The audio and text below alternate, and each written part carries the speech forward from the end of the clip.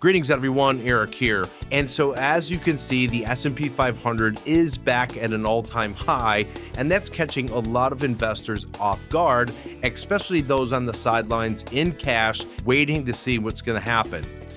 Just a few months ago, the market was down, oil was spiking, inflation was surging, and headlines were negative. Now all that sentiment has flipped. So what is the driving factor to all this? First, improving expectations around the Iran situation, the opening of the Strait of Hormuz helping stabilize energy markets. Oil pulled back, and that removed some of the inflation pressures investors were worried about. Remember that when oil prices surge, so does inflation.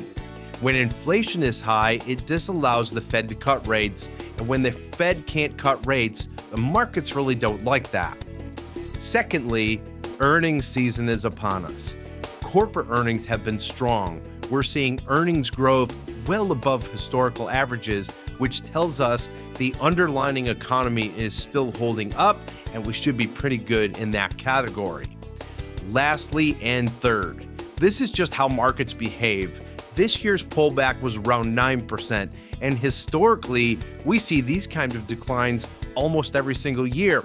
What's the difference? We actually forget about them.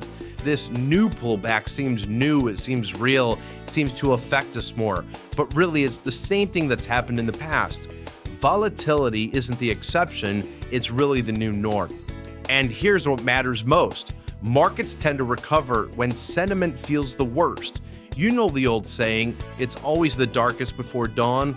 That's why waiting on the sidelines for the right moment usually backfires.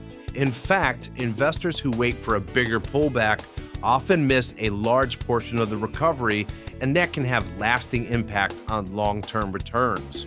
And one more thing, this rally hasn't been just around big tech. We've seen strength across multiple sectors, which reinforces the importance of staying diversified. The bottom line, new highs are something to fear. They're just a reminder. This is why we've stayed invested even when it's not very comfortable. And remember that in retirement, you need 5 things: an income plan, a financial plan, tax strategies, concierge service, and as you've seen lately, a sophisticated portfolio. The real risk isn't volatility, it's getting out of the market at the wrong time, and even worse, staying out of the market. So stay disciplined, stay invested, and stay focused on your long-term plan. You cannot control the world's economy, but you can control yours. Thank you so much for watching. For more questions, go to myincomeplan.com, and we'll see you on the back roads of retirement.